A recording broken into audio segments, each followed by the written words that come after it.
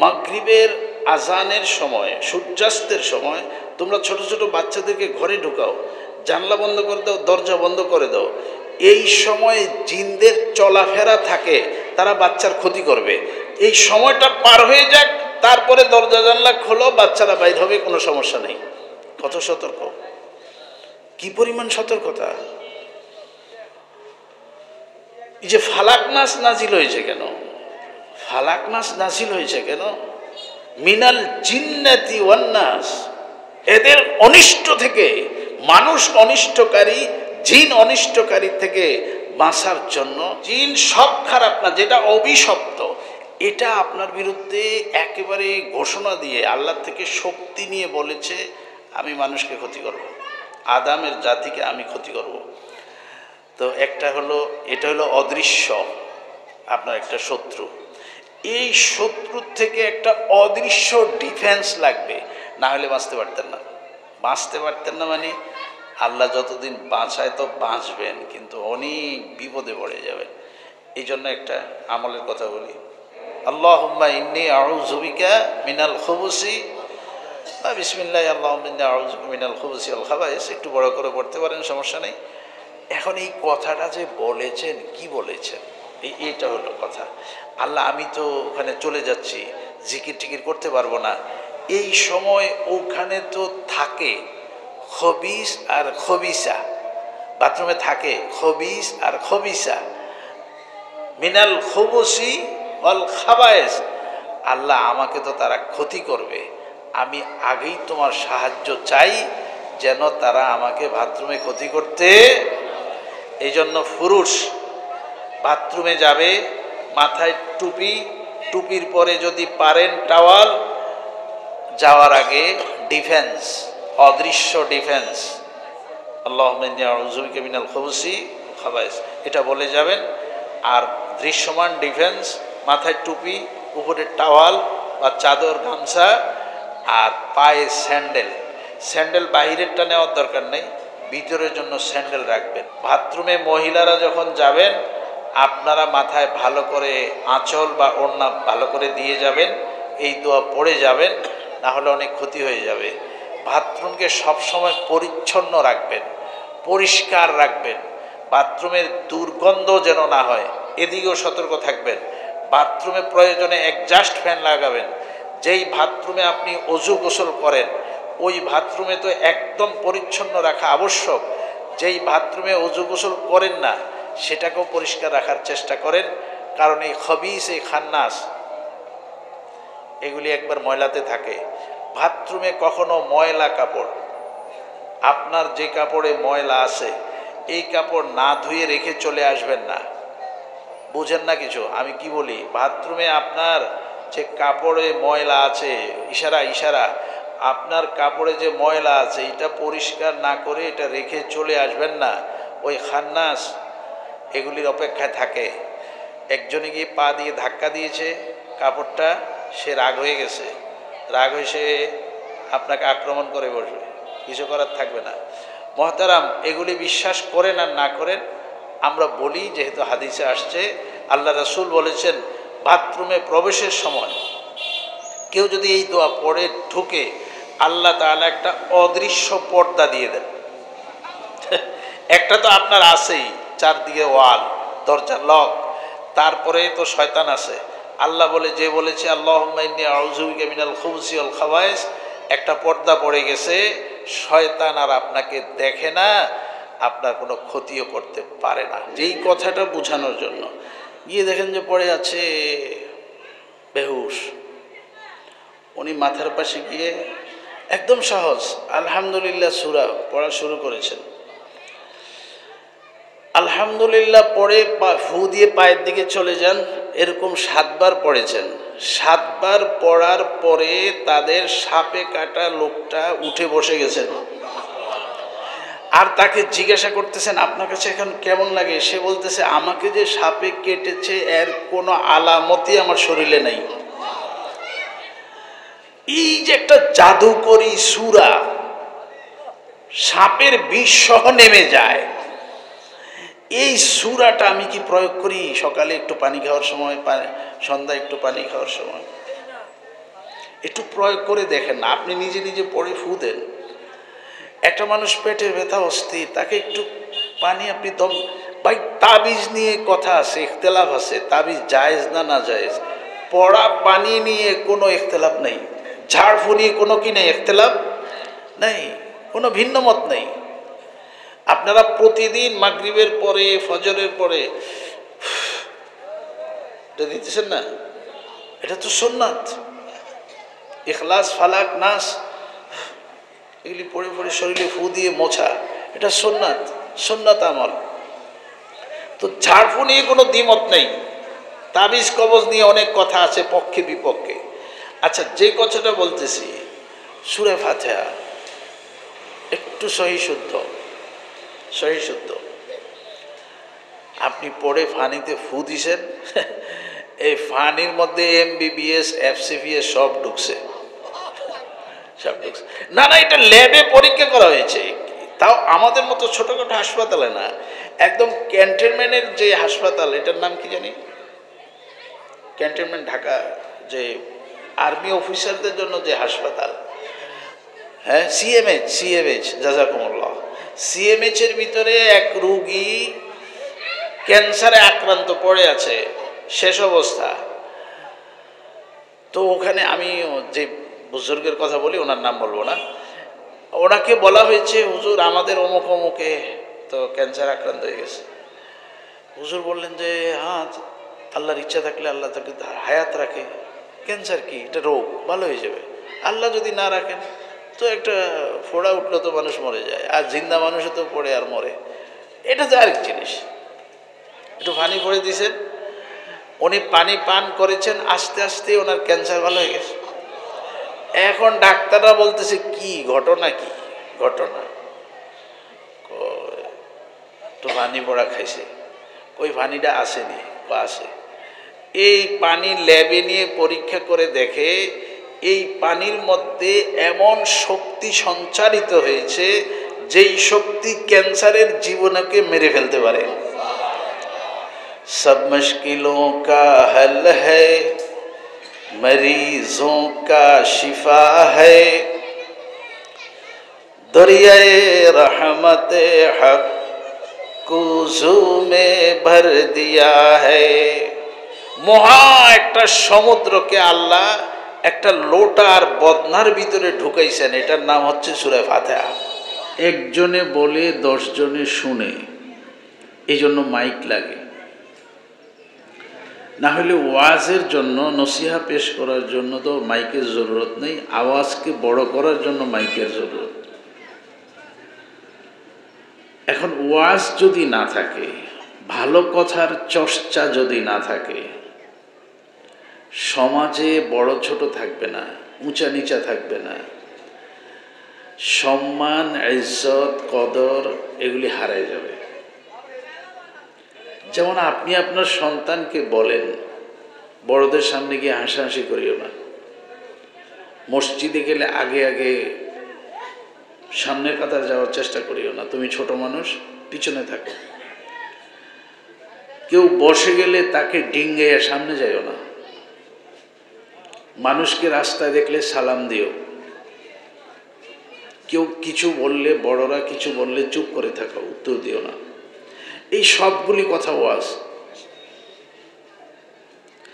এই সবগুলি কথা যদি সমাজে না থাকে, সমাজ থাকে না,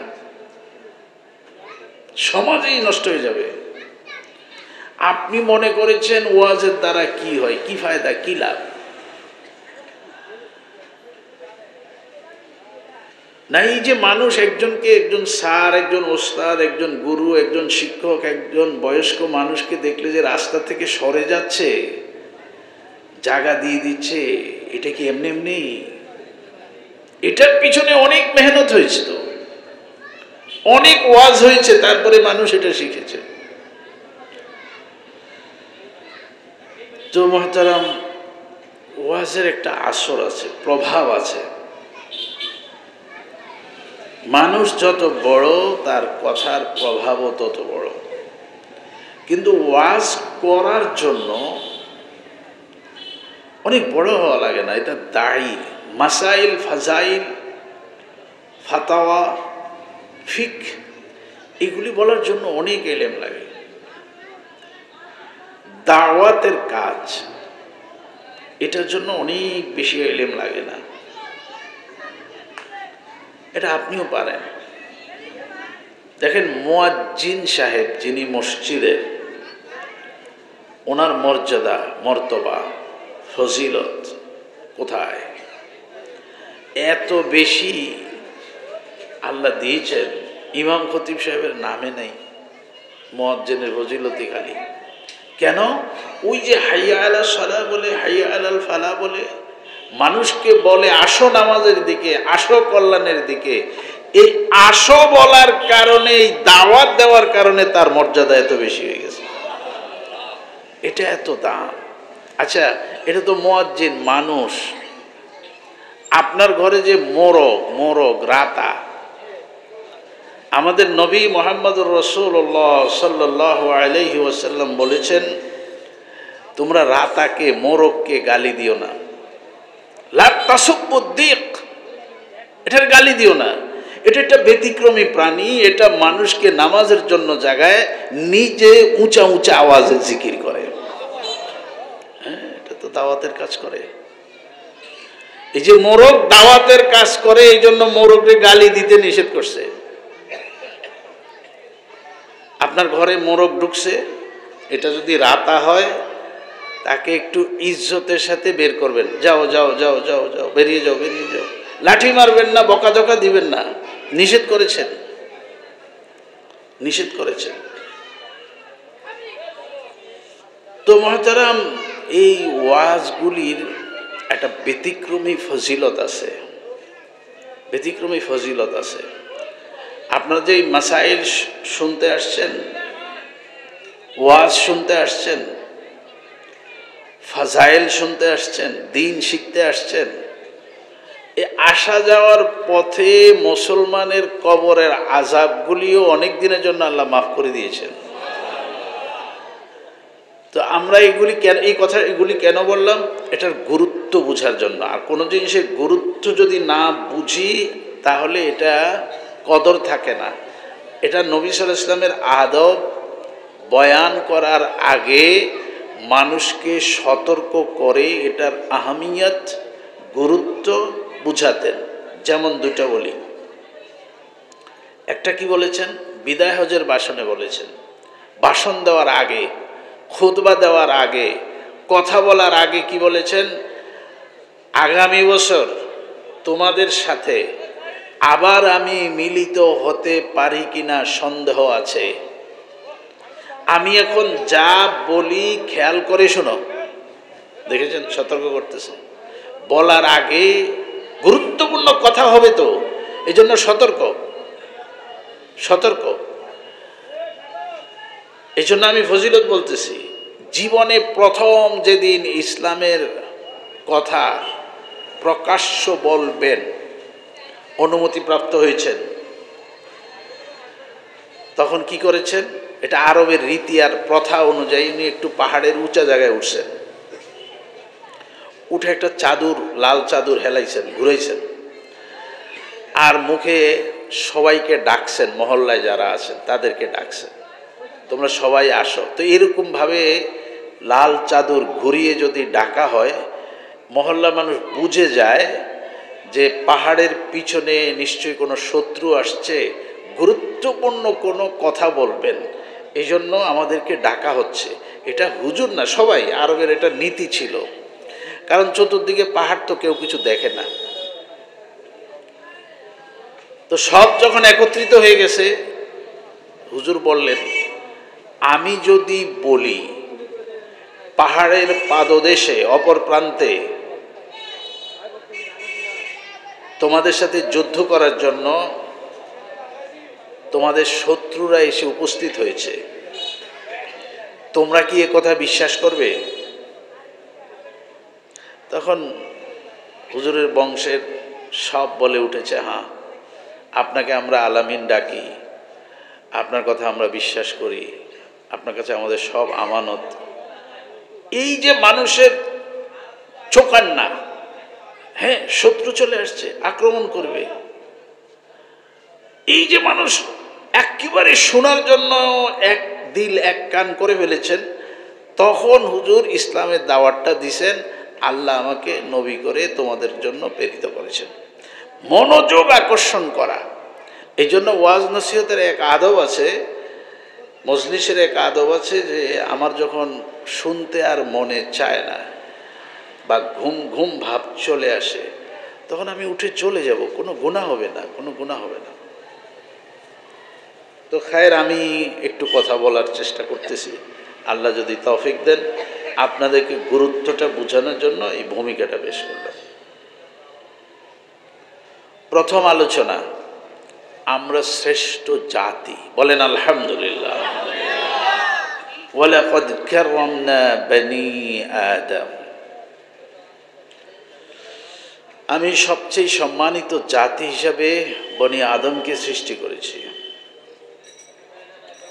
এটা আমার আপনার ব্যাপারে বলা হয়েছে, ইনসানের ব্যাপারে বলা হয়েছে। সমস্ত সৃষ্টির মধ্যে আমরা শ্রেষ্ঠ। আরেকবার আলহামদুলিল্লাহ। আচ্ছা, আমাদের কাছাকাছি ইবাদতের জন্য আর একটা সম্প্রদায় আছে মাত্র, সেটা হচ্ছে জিন। ফেরেশতা না, ওটা হলো জিন। ফেরেশতা নিয়মিত ইবাদত করে, যাকে যেখানে যেভাবে ইবাদতে লাগাই রাখছেন ওই ফেরেশতা ওইভাবেই ইবাদত করতেছেন। কিন্তু আল্লাহ তাআলা কি বলেছেন, ভিন্নতা দেখেন সৃষ্টির মধ্যে আর আপনার আমার মধ্যে ভিন্নতা। ওয়ামা খালাকতুল জিন্না ওয়াল ইনসা ইল্লা লিয়াবুদুন, আমি মানুষ আর জিনকে তৈরি করেছি আমার ইবাদতের জন্য। এটা একদম খাস করেছেন, বাকি সব ইবাদত করেন। সব ফেরেশতারা তো করতেই আছেন, পশু পাখি গাছগাছাড়া যা আছে সব আল্লাহর ইবাদতে ব্যস্ত আছে। কিন্তু আল্লাহ বলেন এই দুটি সম্প্রদায়কে আমি আমার ইবাদতের জন্য। তার মানে কি, এদের মধ্যে নফস আছে, নফস শাহওয়াত আছে, এরা ইচ্ছা করলে গুনাহ করতে পারে। এরা গুনাহ করে আবার তওবা করতে পারে। তখন হালাতটা এরকম হয় যে তাদের অন্তরে এমন একটা জ্বলন সৃষ্টি হয়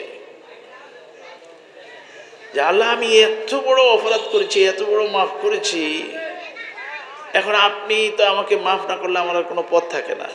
তো সে যে কাকুতিটা করে, মিনতিটা করে আল্লাহর কাছে, যে অসহায়ত্ব ভাবটা তুলে ধরে, আল্লাহর কাছে এটা খুব ভালো লাগে। এটা আর কারো নাই, এই জিন আর ইনসানের আছে। তো জিন আর ইনসানের মধ্যে একটু আবার ব্যবধান আছে। জিন অদৃশ্য, ইনসান দৃশ্যমান। জিন অদৃশ্য আপনার চোখে, অন্যদের চোখে না। অনেক প্রাণীরা জিন দেখে। জিন একটা সম্প্রদায়, এখানে অনেকগুলি নাম আছে, ইবলিস, শয়তান, আজাজিল, মারদুদ, এরপরে খান্নাস, মিনাল খুবুসি ওয়াল খাবায়েস, বিভিন্ন নাম হচ্ছে, পরি, দেও, দানব। এগুলি আলাদা কোনো কিছু না, সবগুলি এক জাতি। তারে দানবে পাইছে, তারে সার্কাসে পাইছে, তারে জিনে পাইছে, তারে ভূতে পাইছে, যা কইতেছেন একটাই বুঝাইতেছেন। আমরা আবার মনে করি একটা মনে আরেকটা, একটা মনে একটা, এটা মনে আরেকটা, এটা মনে আরেকটা। শয়তান মনে একটা, আজাজিল মনে একটা, ভূত মনে হয় একটা, ফেতনি মনে হয় আরেকটা, পরি মনে হয় আরেকটা। না না না, এগুলি সবই এক জাতি। কিরকম? হিন্দু, বৌদ্ধ, খ্রিস্টান, ইয়াহুদ, নাসারা, মুসলমান, এই যে কতগুলি বলতে আছেন, এগুলি কি ভিন্ন ভিন্ন জাতি না সবটি মানুষ? এই তো বুঝে গেছেন। মানুষের মধ্যে যেরকম বিভিন্ন জাত আছে, নাম আছে, ধর্ম আছে, জিনের মধ্যে এরকম আছে। জিনের দৃষ্টিশক্তি অনেক বেশি। জিন মুহূর্তের ভিতরে এক জায়গা থেকে আরেক জায়গায় চলে যায়। দৃষ্টি সীমা তার গতি, কখনো কখনো এক দৃষ্টিতে সে 1000 মাইল দেখে, তখন আপনি মনে করেন জিনে গায়েব জানে না, গায়েব জানার দরকার নেই, গায়েব জানার দরকার নেই, তার দৃষ্টিশক্তি অনেক বড়, বেশি। আচ্ছা, যে কথাটা বলার জন্য, জিন একটু ভিন্ন, আমি দেখব না, অন্যরা দেখে। জিনকে অস্বীকার করবেন না, অস্বীকার করবেন না, কারণ আল্লাহ তাআলা কোরআনে মাজিদে বলেছেন, আমি জিন আর ইনসানকে তৈরি করেছি আমার ইবাদতের জন্য। যদি আপনি এটা অস্বীকার করেন তাহলে কোরআন অস্বীকার হয়ে যায়। অনেক মানুষ জিনকে বিশ্বাস করে না, বিশ্বাস করে না কতগুলি কারণে। একজনকে জিনে ধরেছে, একজন গিয়ে এখানে ধরেছে আর কথা বলা শুরু করেছে। ডাক্তার এসে বলেছে কি হয়েছে কি হয়েছে, ও বলে যে কথাবার্তা বলে না, হা করাইতেছে, হা হয় না। ডাক্তারকে কোরামিন খাওয়ান, কোরামিন খাওয়ান, স্যালাইন লাগান। তো ডাক্তার সাহেবরা একজনে বলতেছে, ডাক্তার সাহেব তারে তো জিনে ধরছে মনে হয়। ডাক্তার সাহেব বলে, জিন আবার কি জিনিস, জিন আবার কি জিনিস? উনি হয়তো স্ট্রোক করেছে, নাহলে একটা কিছু হয়েছে ওনার, আমরা দেখব, পরীক্ষা করে দেখব। আমি এখানে ডাক্তারের সাথে ভিন্নমত পোষণ করতেছি না, আমি বলতেছি ডাক্তারদের জন্য, সারা পৃথিবী ডাক্তারদের জন্য এটা উচিত অদৃশ্য এই জাতিটাকে বিশ্বাস করা। কেন বলতেছি শোনেন, এই যে আজকেও পড়েছি একটা বিজ্ঞানের পাতায়, এলিয়ন, জিন না অন্য কিছু, গবেষণা, গবেষণা। কেন গবেষণা? মহাসমুদ্রের বাঁকে হঠাৎ করে বিশাল বিশাল জাহাজ চলতে পারতেছে না, কে যেন সেই দিক করে, এদিক করে, ওদিক করে, নাচানাচি করে, এটা করে, সেটা করে, কিছু বোঝা যায় না। তো এখন বিজ্ঞানের একটা থিওরি তো তাদের সামনে থাকা লাগবে। আমাদের গতিপথ কে রোধ করতেছে? কিছু দেখি না, খালি ঝিলিকমিলিক ঝিলিকমিলিক নাচানাচি, কখন দেখি উপরে নাচে, কখন দেখি নিচে নাচে, কখন দেখি নাই, কখন দেখি মানুষ, কখন দেখি আলো, এটা কি? তো বিজ্ঞান কি বলবে? বিজ্ঞান কো এটা এলিয়ন। এলিয়ন, তো এলিয়ন কি আবার? এই আর নাই, আর নাই, আর নাই, এলিয়ন, এটা একটা এলিয়ন, বুঝে নাও, একটা এলিয়ন হয়ে গেছে। না ভাই, এইভাবে আপনি স্রষ্টার সাথে বিতান্ডা যাবেন না, স্রষ্টার সাথে বিতান্ডা যাবেন না। আপনি আমি মাখলুক, তো আমি খালেকের সৃষ্টি নিয়ে আন্দাজ করতে পারবো না। আচ্ছা, এই যে 2 দিন ধরে ভূকম্পন হচ্ছে, ভূকম্পন হচ্ছে, আচ্ছা কম্পন হচ্ছে হয়তো 1 মিনিট আগে, 10 সেকেন্ড আগে, আমরা কেউ এখনো জানি না, এখনো আবিষ্কারও হয় না, পূর্ব সতর্কতা এখন আবিষ্কার হয় না, সেটা বলতেছি। কিন্তু আপনি জানেন কি, পৃথিবী একটা গ্রহ, পৃথিবী একটা গ্রহ, ফুটবলের মতো আছে ঝুলন্ত হাওয়ার উপরে। ওই চাঁদ, ওই মঙ্গল, ওই বুধ, ওই বৃহস্পতি, ওই শুক্র, এরকম পৃথিবী একটা।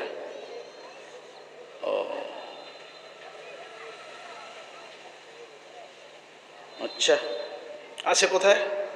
অকুল্লুন ফি ফালাকি ইয়াসবাহুন, নিজস্ব কক্ষপথে। আচ্ছা, আপনাদের গ্রামে বৃষ্টি হয়েছে, এ প্রচুর বৃষ্টি, আপনারা বলেন যে এই 1 ঘন্টা বৃষ্টিটা থামলে পানিটা যাইব গিয়া, কই যাইব? ও খালও যাইব, খালের থেকে কই যাইব? ও গাঙ্গ যাইব, গাঙ্গ যাইব, তো গাঙ্গের তন যাইব কই? কয় নদীর যাইব। আপনি জানেন তো, এই যে দেখেন না, ওটা অনেক কিছু জানেন। নদীর থেকে কই যাইব? কয় সাগরে যাইব। সাগরের থেকে কই যাইব? আপনি থেমে গেছেন না, আরেকটু যান, বিজ্ঞান আপনাকে আরেকটু নিতে পারবে। বলবে যে মহাসাগরে কিছু ট্যাঙ্কল আছে, মোহনা আছে, বিশাল বিশাল ট্যাঙ্কল, মোহনা, পানিগুলি ওখানে ঘুরতে থাকে, চতুর্দিকে মহাসাগরের পানিগুলি আসে আর এখানে ঘুরে। এটার এত গতি আর রেঞ্জ, এটা উপর দিয়ে বিমান গেলে পর্যন্ত টান মারে অনেক দূরে দিয়ে। আমি যারা মহাসাগরে থাকে 5-6 মাস, এদেরকে জিজ্ঞাসা করেছিলাম, আসলে আমি একটা কথা বলতে কি কোথায় জানি চলে যাচ্ছি, ঠিক আছে একটা ফিরে আসবো।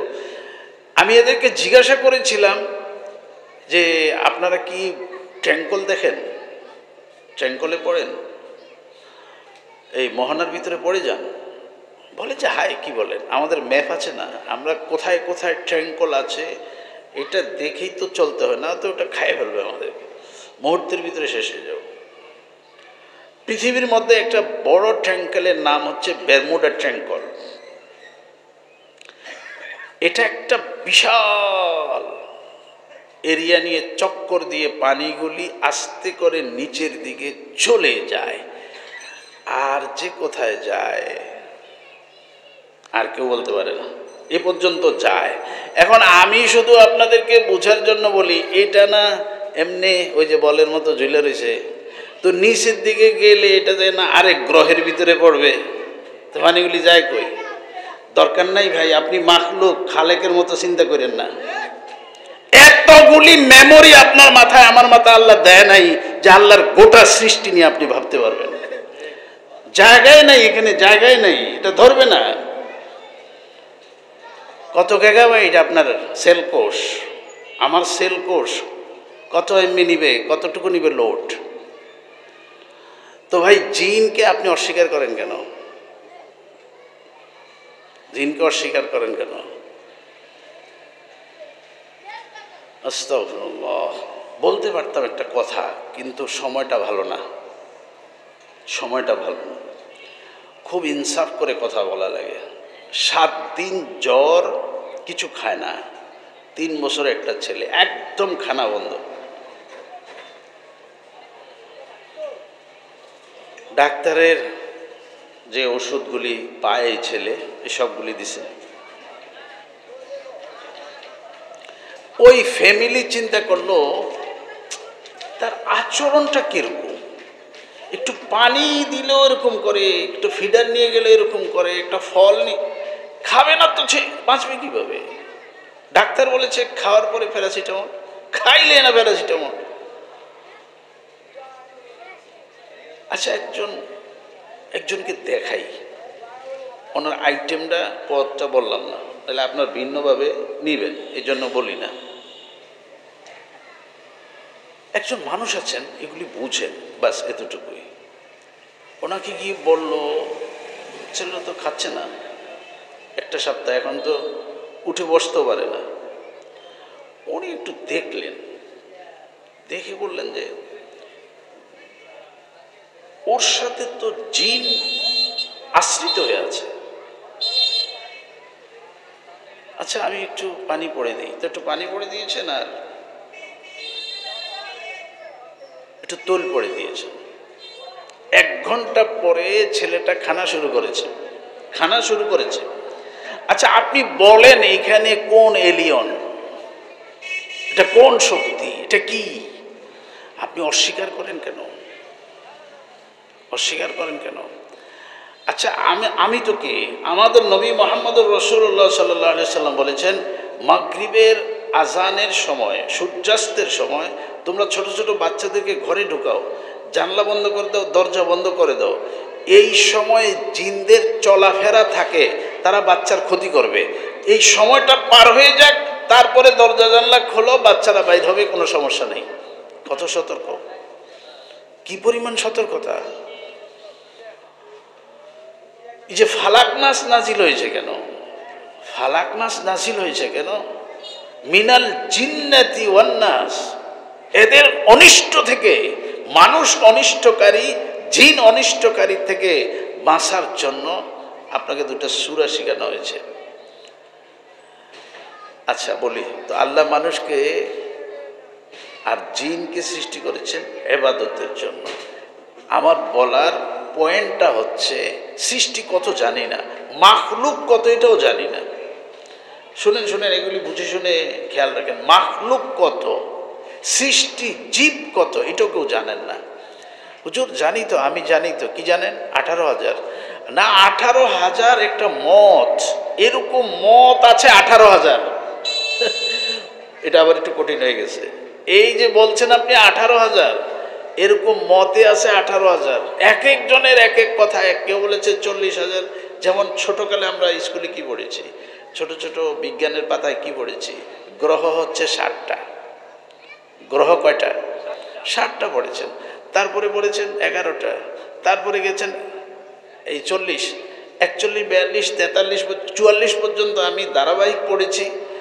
তারপরে বিজ্ঞান সোজা চলে গেছে, গিয়ে বলে গ্রহ যে কত, এটা আন্দাজ বোঝার জন্য বলি। পৃথিবী যে গ্রহ তার থেকে অনেক বড় সূর্য। আমি একেবারে ওই পয়েন্টটা বলি না, অনেক বড়। পৃথিবী থেকে অনেক বড় সূর্য, সূর্য থেকে কোটি কোটি গুণ বড় আছে তারকা, কোটি কোটি তারকা আছে এক একটি গ্যালাক্সিতে। এরকম কোটি কোটি গ্যালাক্সি বিজ্ঞানী দেখেছে। এটা কি নেবেন আপনি, কি বুঝবেন আপনি? এত সীমাহীন হচ্ছে আল্লাহর মাখলুক, এটা আমরা আন্দাজ করতে পারবো না। যদি আন্দাজ করতে পারেন তাইলে আর আল্লাহ হয় কেমনে? আল্লাহ তো অসীম। আপনি যদি মনে করেন পৃথিবীটা মনে হয়, এরপরে কি দেখাইবেন? একজনে একটা বড় বোয়াল মাছ পাইছে, আইয়া গফ করতে আছে আমার কাছে, মনে করে। আমি বললাম যে এটা কত বড়? অনেক বড়। আমি দেখাও না কত বড়। আরে ভাই, বুঝাইতে পারতাম না, এটা বড় তো। আমি বললাম কি এত বড় হইব? আরে তোর আপনি বুঝা, তাহলে কি এত বড়? এখন আমি কি করলাম, তাহলে কি এত বড়? হ্যাঁ, আরো বড়। আমি আর কি দেখাবো? আমার তো নাই। আমি সসীম, আমি অসীমকে বুঝাইতে পারবো না। আমি সসীম, তো আমি অসীমকে নিয়ে বুঝাবো কিভাবে? তো আল্লাহ অসীম, আল্লাহর সৃষ্টিও কি অসীম। আমরা সসীম, আমাদের চিন্তাও সসীম। জিন আছে, বাস এতটুকুই। বাকি আমরা তার মধ্যে শ্রেষ্ঠ। বলেন আলহামদুলিল্লাহ। আলোচনা মনে আছে, আল্লাহ তাআলা আমাদেরকে কি বানাইছেন? শ্রেষ্ঠ বানাইছেন। কিন্তু এটা তো বড় সুসংবাদ। আমি আয়াতও বললাম, ওয়ালাকাদ কাররামনা বানি আদম। কিন্তু আল্লাহ যে আরেকটা কথা বলেছেন, এই কোরআনে মাজিদে বলেছেন, উলাইকা কাল আনআম। আমার এই শ্রেষ্ঠ বান্দাদের মধ্যে আবার কিছু এমন বিপদগামী জীবনযাপন করে, এরা পশুর থেকেও খারাপ হয়ে গেছে। কাল আনআম, পশুর মতো না। খারাপ, পশুর থেকে খারাপ বলে নাই, পশুর মতো বলেছে। পরে আবার খারাপ বলেছে, পরে বলেছে বাল হুম আদাল, তারা পশুর থেকেও নিকৃষ্ট। এটা জটিল হয়ে গেল। আমি শ্রেষ্ঠ, আমি পশুর থেকে নিকৃষ্ট। আচ্ছা, পশুর মধ্যে সবচেয়ে নিকৃষ্টতম পশু ইসলামের দৃষ্টিকোণ থেকে হচ্ছে শূকর। কেন আবার এটা বললাম? এটা বললাম অনেক ধর্মে শূকর পবিত্র, এই জন্য বললাম ইসলামের দৃষ্টিতে শূকর হচ্ছে সবচেয়ে নাপাক। এটাকে নাজাসাতুল আইন বলা হয়, সব কিছু নাপাক। এটা খায় ময়লা, থাকেও ময়লা, এটা স্বভাব। আমি এর থেকে আর নিকৃষ্ট তো জানি না, যেহেতু আল্লাহ বলেছেন এর কথা, নিকৃষ্ট প্রাণী। এই আব্দুল কাদের জিলানী রহমতুল্লাহ আলাইহি লিখেছেন, এই তোমরা যেই প্রাণীটাকে নিকৃষ্ট বলো, আল্লাহ বলতেছেন কিছু মানুষ আছেন বালহুম আদাল, এই শূকরের থেকেও নিকৃষ্ট।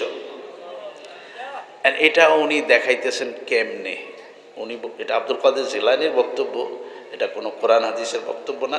বাকি কোরআন ও হাদিসের আলোকে বক্তব্য। উনি বলেছেন, গরু তার আপন ভাষায় আল্লাহকে বলে, আল্লাহ আমাকে গরু বানাইছেন, আমার কোনো আপত্তি নেই, কোনো আপত্তি নেই। আমাকে তো আপনি ইচ্ছা করলে কুকুরও বানাইতেন, আমার গোশত তো আপনার বান্দারা খায়, আপনি তো আমার কুকুর বানান নাই, আমি শুকর আদায় করতেছি হাজার হাজার শুকর। গরুর এই প্রশংসা শুনে কুকুর আল্লাহকে বলে, আল্লাহ আমি তো আপনার লাখ লাখ শুকর আদায় করি, আপনি আমার কুকুর বানাইছেন কিন্তু শুকর তো বানান নাই। আমি তো শুকরও হয়ে যেতে পারতাম, আপনি বানাইলে আমি শুকর হয়ে যেতাম, কিন্তু আপনি তো কুকুর বানাইছেন। আমি তো মানুষের আশেপাশে থাকি, শুকর তো মানুষের কাছে থাকে না, মানুষ আসতেও দেয় না।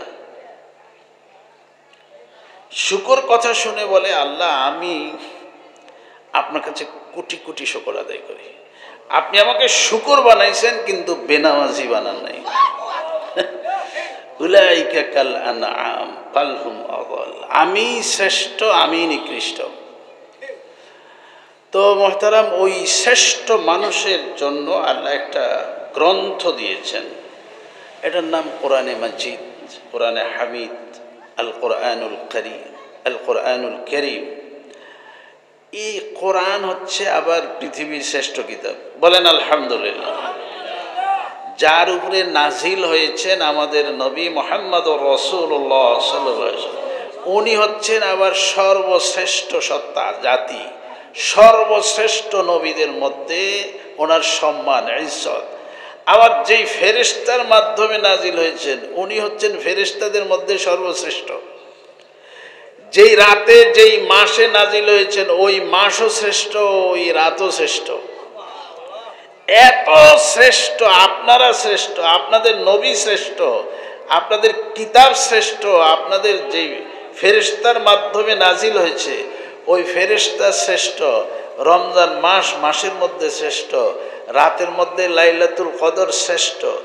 এত শ্রেষ্ঠত্ব নিয়ে যে কোরআন নাজিল হলো, ওই কোরআন আমি পড়তে পারি না। বদনসিবেরও তো একটা সীমারেখা থাকা দরকার। মানে কয় না আমার কোফালটা পোড়া, আরে কোফাল পোড়ারও তো একটা সীমারেখা থাকা দরকার। আপনারা তো এগুলি কিছু মনে করেন না, এটা কি সব দেখি। পৃথিবীর সবচেয়ে পঠিত কিতাব পাঠ করা হচ্ছে, হয়েছে, হচ্ছে, হবে, যে কিতাব ওটার নাম কোরআন শরীফ। যেই কিতাবটা পৃথিবীতে সবচেয়ে বেশি পাঠ করা হয়েছে, এখন এই মুহূর্তে পাঠ করা হচ্ছে, ভবিষ্যতে পাঠ করা হবে, ওই কিতাবটার নাম কোরআন শরীফ। আমি পারি না, আমি পারি না। মানে অনুশোচনা কেন নাই আমার মধ্যে একটা অনুশোচনা থাকলে তো অনেক সময় কাজে লাগে। দেখেন, অনুশোচনা থাকলে কিন্তু কাজে লাগে। আল্লাহ কিন্তু মানুষের এই অনুভূতিগুলির দিকে খেয়াল করেন। ওই যে একটা প্রসিদ্ধ ঘটনা শুনেছেন, একজনে পড়তে পারেন না কিন্তু ধরে ধরে হাত টানে আর বলে যে এটা তো আমার আল্লাহর কিতাব, এটা তো আমার আল্লাহর কিতাব, এটা তো আমার, ব্যাস এই উসিলা নাজার দিয়ে দিছে।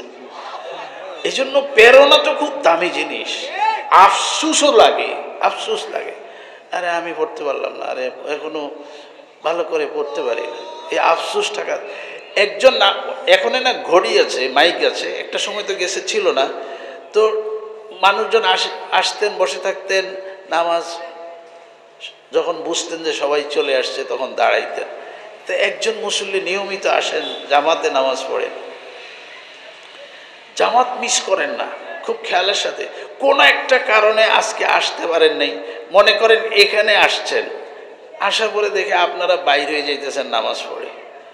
তো ওনার জামাতের প্রতি, নামাজের প্রতি এই পরিমাণ মহাব্বত, উনি এখানে এসে যখন দেখেছে আপনারা মসজিদ থেকে বের হয়ে যাচ্ছেন, উনি এমন অবাক হয়েছেন, উনি চিৎকার করে আপনাদেরকে জিজ্ঞাসা করতেছেন জামাত কি হয়ে গেছে? তো আপনাদের মধ্যে একজনে বললেন যে হ্যাঁ ভাই, জামাত তো হয়ে গেছে। হায়, জামাত তো হয়ে গেছে, একটা চিৎকার দিয়ে বেহুশ হয়ে গেছে। মানে এটা কেমনে সম্ভব? আজকে আমি জামাত ছাড়া নামাজ, এটা কেমনে সম্ভব? হায় হায়, নামাজ তো হয়ে গেছে, কই পড়ে গেছে। মসজিদের তো একজন সাহেবে কাশ অলি বের হচ্ছেন, মানে যিনি আল্লাহ ওনাকে চোখের মধ্যে কিছু জিতি দান করেছেন, আলো দান করেছেন, উনি দুনিয়ার আমাদের মতো কিছু দেখার থেকে আরেকটু বেশি দেখেন। উনি দেখলেন যে সে যখন বলেছে হায় নামাজ তো হয়ে গেছে, জামাত শেষ হয়ে গেছে, এই চিৎকারটার সাথে তার জবান থেকে একটা আলো আরশে আজিম পর্যন্ত চলে গেছে। তো উনি তার কাছে গিয়ে একটু পানি দিলেন চেহারাতে পানি দিয়ে বললেন, যখন হুঁশ ফিরে আসছে, ভাই আপনি শান্ত হন, আমি জামাতে নামাজ পড়েছি, আমার জামাতটা আপনি নিয়ে যান, আপনার হায় নামাজ তো হয়ে গেছে এই কথাটা আমারে দিয়ে দেন, এটা আমারে দিয়ে দেন, এটা আমার দরকার। এই জন্য ভাই এই জিনিসটা প্রেরণা, অনুশোচনা, হায় আমি তো কোরআন শরীফ পড়তে পারি না, হায় আল্লাহ আমাকে এটা পড়ার ব্যবস্থা করে দেন। এই যে একটা জ্বলন, এই জ্বলনটা থাকলেও কোরআন কাল আপনার পক্ষে সুপারিশ করবে। এই জ্বলনটাও দরকার, ব্যথাটাও দরকার। बदलेगा जमाना लाखों मगर कुरान न बदला जाएगा।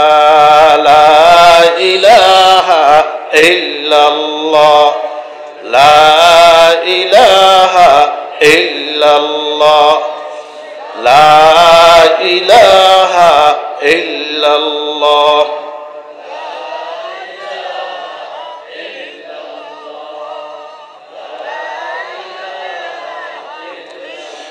لا إله إلا الله محمد رسول الله صلى الله عليه وسلم। কোরআন আমার পক্ষে সুপারিশ করবে, এটা বিশাল বিশাল সম্পদ। দুনিয়া দুনিয়া দুনিয়া কোরআন তিলাওয়াত, সূরা ফাতিহা তিলাওয়াত, সূরা ইয়াসিন তিলাওয়াত, এটা যে আমাকে কত মুসিবত থেকে হেফাজত করে। এই দুনিয়াটা ভোগ করেই তো আমি শেষ করতে পারি না, আখেরাতটা তো হলো পরে। আমি দুনিয়াটাই তো নিয়ে পারলাম না। আমি আপনাকে বলি শোনেন, এটা রুকিয়া কিতাব। এই কিতাবের মধ্যে ঝাড়ফু সংক্রান্ত যে সমস্ত হাদিসগুলি আছে এগুলি নিয়ে আসা হয়েছে। এখানে একটা ঘটনা নিয়ে আসছেন। ইসলামের প্রথম জমানায় মাত্র কিছু মানুষ মুসলমান হয়েছেন। ওনারা আল্লাহ রসুল কোথায় এক জায়গায় পাঠাইছেন সাল্লাল্লাহু আলাইহি ওয়াসাল্লাম। তো এক জায়গায় রাত হয়ে গেছে, তাঁবু করেছেন, আজকে এখানে থাকবেন, কিছু মানুষের বসতি আছে এখানে, আবার মরুভূমি অনেক পাড়ি দিতে হবে, তো এখানে যেহেতু মানুষজন আছে রাতটা এখানে থাকি, তাঁবু ফেলাইছেন। তো আগেই বলেছেন, দেখো এখানে আগুন পানি দরকার হইতে পারে, আমরা এখানে থাকলে মহল্লার মানুষের কাছে একটু যোগাযোগ করো, আমাদের কিছু দরকার হলে ওনারা আমাদেরকে সাহায্য করবে কিনা, দিবে কিনা। তো ওনারা কেমনে কেমনে জেনে গেছেন যে মক্কা একজন নবীর আবির্ভাব হয়েছে, ওনারা তার অনুসারী, এই জন্য বলেছেন না আমরা আপনাদেরকে কোনো সাহায্য করতে পারবো না, আমাদের একটা ভিন্নতা আছে, আপনাদের মধ্যে একটা ভিন্নতা আছে। আচ্ছা ঠিক আছে। তো আমির সাহেব যিনি দলীয় প্রধান, উনি বলেছেন ঠিক আছে, তাবু যখন টানিয়ে ফেলেছ থাক, উঠানোর দরকার নেই, রাতটা আমরা কোনো রকম পার করে দিই। সবাই শুয়ে যাবে এমন অবস্থা, হঠাৎ করে তাঁবুর বাইরে একজন এসে বলতেছেন, আপনারা জানি এখানে কারা? আমাদের গ্রামের সর্দার প্রধান, ওনাকে সাপে কেটেছে, আপনাদের মধ্যে কি সাপের বিষ কেউ নামাইতে পারেন?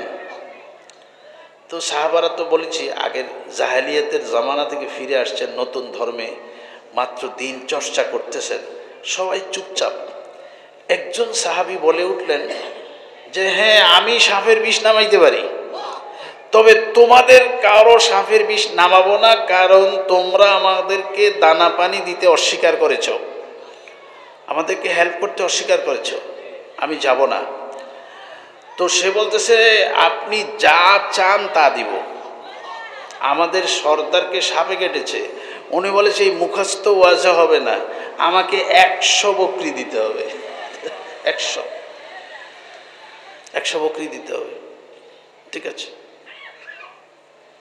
উনি গেলেন যেই কথাটা বোঝানোর জন্য, গিয়ে দেখেন যে পড়ে আছে বেহুশ। উনি মাথার পাশে গিয়ে একদম সহজ আলহামদুলিল্লাহ সূরা পড়া শুরু করেছেন। আলহামদুলিল্লাহ পড়ে ফু দিয়ে পায়ের দিকে চলে যান, এরকম 7 বার পড়েছেন।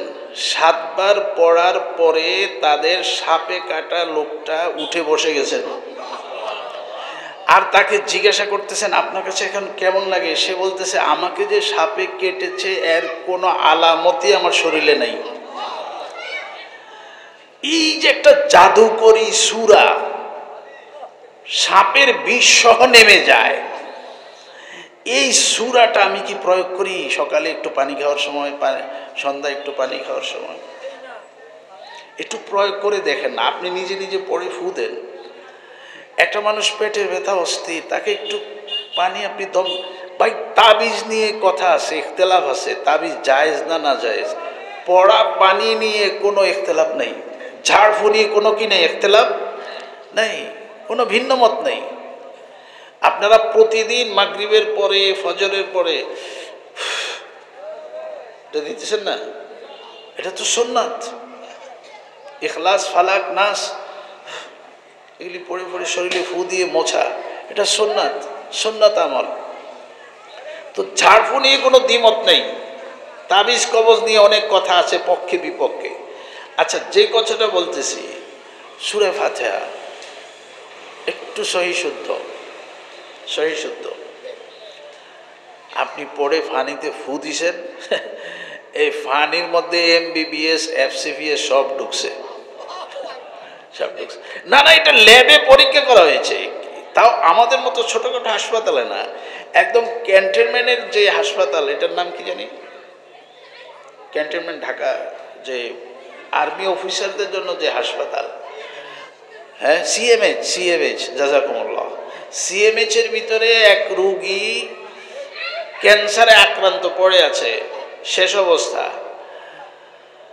তো ওখানে আমি যে বুজুর্গের কথা বলি, ওনার নাম বলবো না, ওনাকে বলা হয়েছে হুজুর আমাদের অমুক অমুকে তো ক্যান্সার আক্রান্ত হয়ে গেছে। হুজুর বললেন যে হ্যাঁ, আল্লাহর ইচ্ছা থাকলে আল্লাহ তাকে হায়াত রাখে, ক্যান্সার কি এটা রোগ, ভালো হয়ে যাবে। আল্লাহ যদি না রাখেন তো একটা ফোড়া উঠলে তো মানুষ মরে যায়, আর জিন্দা মানুষও তো পড়ে আর মরে, এটা তো আরেক জিনিস। একটু পানি পড়ে দিয়েছেন, উনি পানি পান করেছেন, আস্তে আস্তে ওনার ক্যান্সার ভালো হয়ে গেছে। এখন ডাক্তাররা বলতেছে কি ঘটনা, কি ঘটনা, তো পানি পড়া খাইছে, ওই পানিটা আসেনি, আসে। এই পানি ল্যাবে নিয়ে পরীক্ষা করে দেখে এই পানির মধ্যে এমন শক্তি সঞ্চারিত হয়েছে যেই শক্তি ক্যান্সারের জীবনকে মেরে ফেলতে পারে। সব মুশকিলোं का हल है, मरीजों का शिफा है, दरियाए रहमत हक कुजू में भर दिया है। মহা একটা সমুদ্রকে আল্লাহ একটা লোটার বদনার ভিতরে ঢুকাইছেন, এটার নাম হচ্ছে সূরা ফাতিহা। হ্যাঁ, এটার নাম সূরা ফাতিহা। একটা লোক রাত্রে 12টায় পেট ব্যথায় গড়াগড়ি করতেছে, আপনি আর ওই লোক দুইজন, আর কেউ নেই। ফোন করেছেন অ্যাম্বুলেন্স, ডাক্তারের কাছে নিয়ে যাবেন।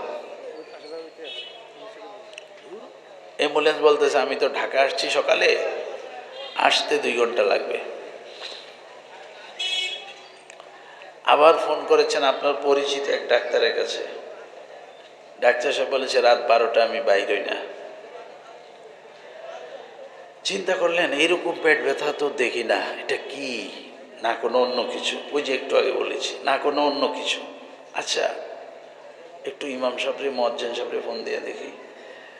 ওনাদের ফোন সাইলেন্ট করা, ওনারা ফোন ধরেন না। আপনি একটু বেচাইন হয়ে গেছেন, পেরেশানি, কোন দিকে যাবেন? একটা সহজ বুদ্ধি শুনেন, ওয়াস্তাঈনু বিসসবরি ওয়াসসালাহ। আল্লাহ সাহায্যটা যদি তাৎক্ষণিক নিতে চান দুটা কাজ করেন। প্রথম হলো সবর। এই চিল্লাচে কী লাভ হবে, কী লাভ হবে? এই যে আজকে পড়েছি একটা আর্টিকেল, এক ভাই বলতেছেন যে ভূমিকম্পের এই সময়টা থাকে মাত্র 40 সেকেন্ড। আমাদেরটা তো কম ছিল, সর্বোচ্চ হলো 40 সেকেন্ড হয়। তো 40 সেকেন্ডে একটা মানুষ কি করতে পারবে? কি 3 তলার তন, 4 তলার তন, 10 তলার তন নাই, আপনি মাঠে যাইতে পারবেন 40 সেকেন্ডে? তো দৌড়াদৌড়ি করে লাভটা হইব কি কর? দৌড়াদৌড়ি করে লাভটা হইব কি? এটা মাত্র 40 সেকেন্ড। তো যেখানে আছেন ওখানে একটু স্রষ্টাকে স্মরণ করে। উনি ছাড়া এখন আপনাকে আর বাঁচানোর কেউ নেই। আর কিছু অবলম্বন এটা বলে আর কি, তারপরও একটু একটু টেবিলের নিচে, একটু শক্ত জায়গা, একটু পিলারের নিচে হাইগুলি হইতে পারে। তো 40 সেকেন্ডে এটা বুঝতে বুঝতেই তো আপনি যেখানে ছিলেন এখানেই থাকবেন। এটা কি না আমার মাথা ঘুরায়, না কোনো হাই প্রেশার, না কোনো কি হইলো, এটা যে লড়ে চড়ে, এটা বুঝতে বুঝতে তো 40 সেকেন্ড শেষ হয়ে গেছে। দৌড় দিবেন কোন সময়? দৌড়ানোর টাইম নেই। তো যেটা এটা বোঝার জিনিস, আল্লাহ তাআলা এই সবরের কথা বলেছেন কেন? সবর, আগে সবর করো, একটু একটু একটু ওয়েট করো না। কি হবে হবে তো একটা কিছু, একটু ওয়েট করো। আচ্ছা ঠিক আছে, ওয়েট করলাম, এবার 2 রাকাত নামাজ পড়ো। এবার 2 রাকাত নামাজ পড়ো। এবার দেখো তোমার জন্য আল্লাহ কিভাবে রাস্তা খোলে। ওমান ইয়াত্তাকিল্লাহা ইয়াজআল লাহু মাখরাজা ওয়া ইয়ারযুকুহু মিন হাইসু লা ইয়াহতাসিব। এমন রাস্তা খুলবে এই মুসিবত থেকে বের হওয়ার, যেটা তুমি আন্দাজও করো নাই, আন্দাজও করো নাই। একজনে ফোন দিয়ে বলতেছে আপনার বাড়িতে নাকি কে অসুস্থ, আপনি নাকি ডাক্তার খুঁজতেছেন। আমাকে অমুকে ফোন করলো, আচ্ছা আপনার ফেরেশানির দরকার নাই, আমি আসতেছি। হ্যাঁ, এটা আন্দাজও ছিল না, তোমার আন্দাজ ছিল না, হঠাৎ করে চলে আসছে একজন। আচ্ছা, এর ভিতরে আপনি ওই কাজটা করেন, 7 বার আলহামদুলিল্লাহ সূরা পড়েন, বিসমিল্লাহির রহমানির রহিম আলহামদুলিল্লাহি রাব্বিল। যদি পারেন এইভাবে বিসমিল্লাহ আলহামদুলিল্লাহ মিলাইয়া, আর না হলে কোনো সমস্যা নেই, আলাদা আলাদা হোক। আপনি আলহামদুলিল্লাহ সূরা 7 বার পড়ে একটু পানিতে ফু দেন। এই যে ব্যথায়, পেট ব্যথায় গড়াগড়ি করতেছে, ওরে বলেন ভাই একটু মুখে দাও, একটু দাও। ও তো আর আপনার কথা শোনার মতো পরিস্থিতিতে নাই, একটু জোর করে তার মুখে দেন। যদি খাওয়ার মতো কোনো পরিবেশ না থাকে, তাহলে আপনি আলহামদুলিল্লাহ সূরা পড়ে তার উপর দম করেন, এরকম করেন, দেখবেন আলহামদুলিল্লাহ মুহূর্তের ভিতরে একটা শান্তিদায়ক পরিবেশ তৈরি হবে, লোকটা একটু হালকা হবে, আপনার আশপাশের লোকজনও আসতেছে, আস্তে আস্তে আস্তে আস্তে একটা পরিস্থিতি হয়েছে যেটাতে আপনি এখন শান্ত হয়ে গেছেন। তার চিকিৎসা পদ্ধতি সব আপনার ঘরে চলে আসছে। তো মহতারাম, সবরও লাগবে, নামাজও লাগবে, সূরা কেরাত পড়ে ফু দেওয়া লাগবে। খুব সহজ। আমি চিকিৎসাটার মূল চিকিৎসাটা বলি। একজন সাহাবীকে বিচ্ছু কামড় দিয়েছেন। বিচ্ছু, এটা তো মুরব্বীরা ছাড়া আর এই প্রজন্মের কেউ দেখেন না, আমরাও একেবারে ছোটোকালে দেখেছি, এখন তো আর বিচ্ছু নাই। তো বিচ্ছু কামড়ানোর পরে সাহাবী সকালে, রাতে কামড়াইছে, সকালে আল্লাহ রাসূল সাল্লাল্লাহু আলাইহি সাল্লামের কাছে গেলেন, আঙ্গুলটা চেপে ধরে আছেন, ব্যথা, অস্থির। হুজুরও বললেন হুজুর আমাকে রাত্রে বিচ্ছু কামড়াইছে। দেখেন চিকিৎসা বুঝেন, কেউ একটা ভুল করেছে, অন্যায় করেছে, কোনো বিপদ করে একটা বিপদ ডেকে এনেছে, এটা নিয়ে তাকে এখন ভৎসনা করা, তিরস্কার করা, এটা আমাদের নবীর আদাবের আদর্শের পরিপন্থী। আর এটা মানবিক দৃষ্টির থেকে খারাপ। মনে করেন রাস্তায় একজনে একটা সাইকেল অ্যাক্সিডেন্ট করছে, হোন্ডা অ্যাক্সিডেন্ট করছে, আপনি গেলেন, আপনি বললেন মরক মরক, সাইকেল নিয়ে বাড়ি শেখা, হোন্ডা নিয়ে বাড়ি শেখা। আরে ভাই, এটা তো এই মুহূর্তের কথা না। তো কথা কি বুঝেন নাই? এটা তো এই মুহূর্তের কথা না। এটা তো আপনি তাকে যখন ঠান্ডা মাথায় বয়ান করবেন, তখন বলবেন যে দেখো ভাই, সাইকেল চালাও একটু সাবধানে চালাও, হুন্ডা চালাও, এটা 40-এর উপরে উঠেও না, এটার এত এত উপরে উঠাও কেন?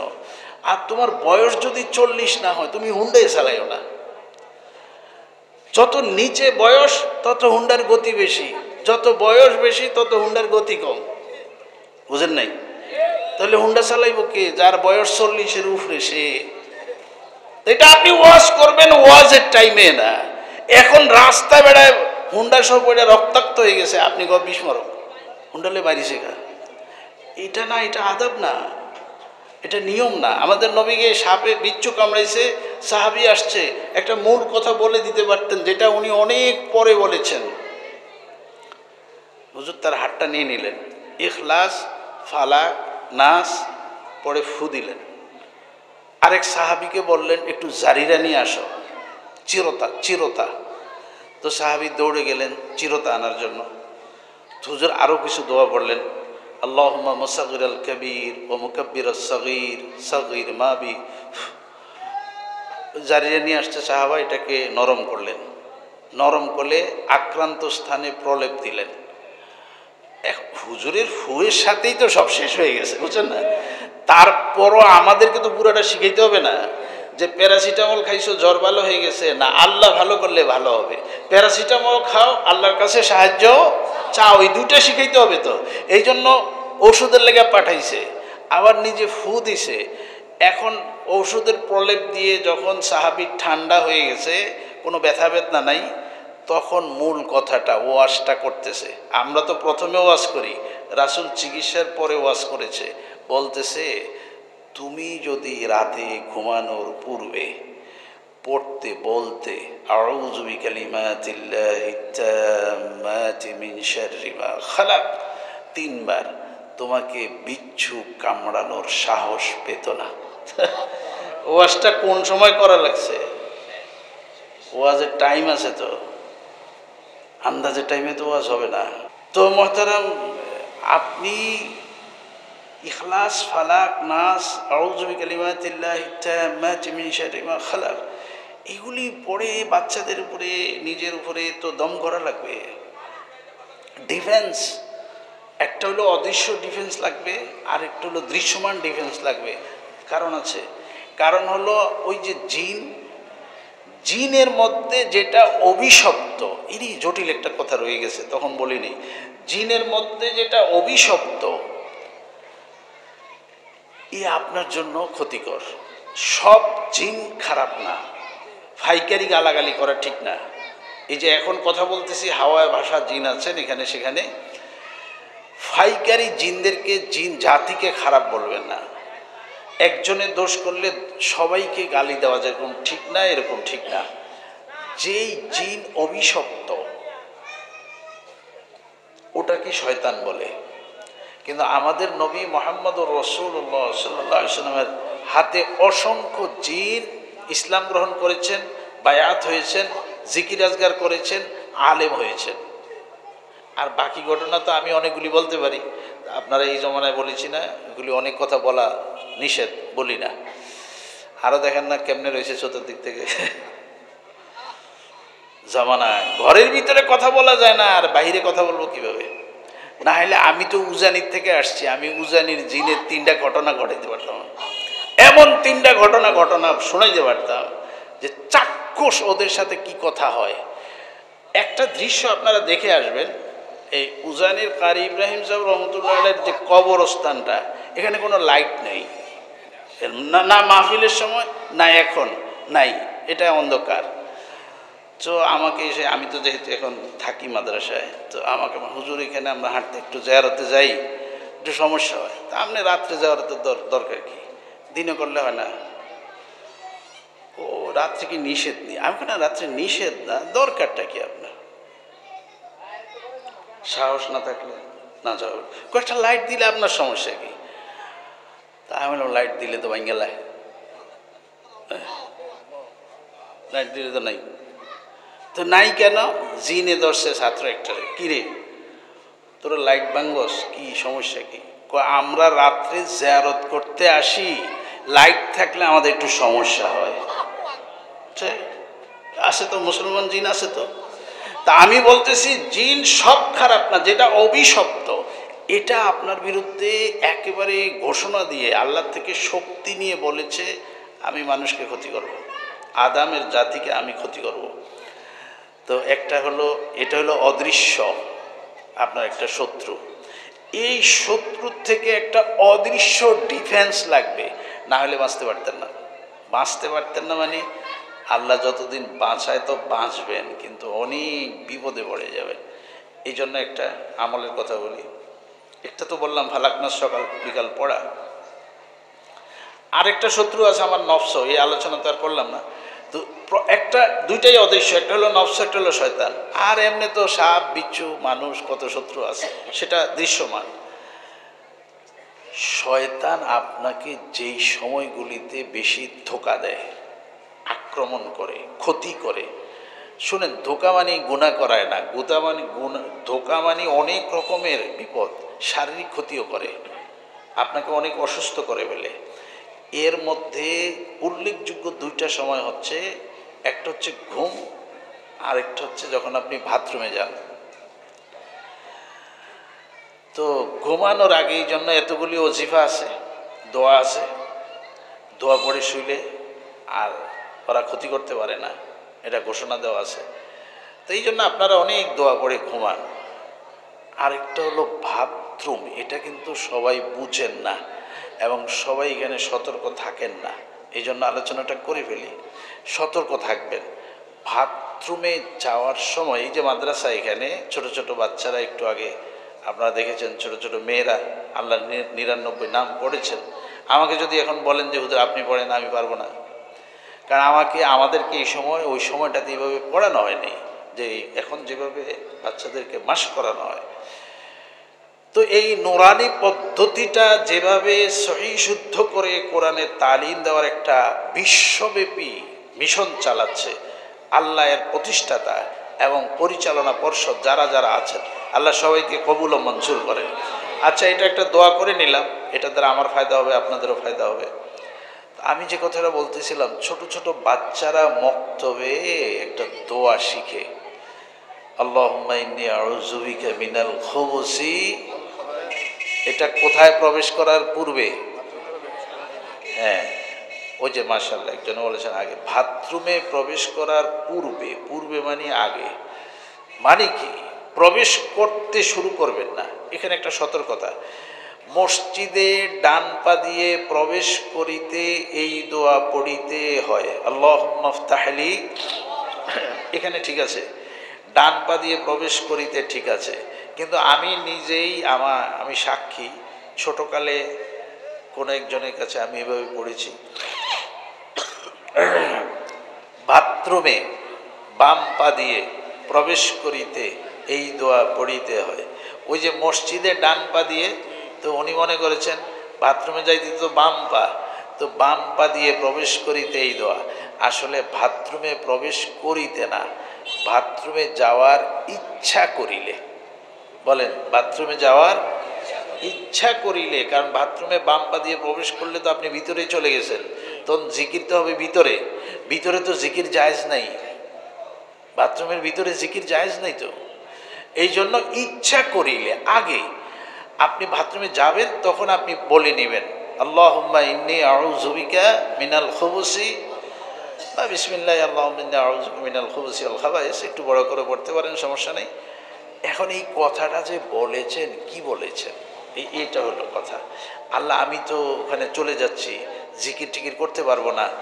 এই সময় ওখানে তো থাকে খবিস আর খবিসা, বাথরুমে থাকে খবিস আর খবিসা, মিনাল খুবুসি ওয়াল খাবায়েস। আল্লাহ, আমাকে তো তারা ক্ষতি করবে, আমি আগেই তোমার সাহায্য চাই যেন তারা আমাকে বাথরুমে ক্ষতি করতে।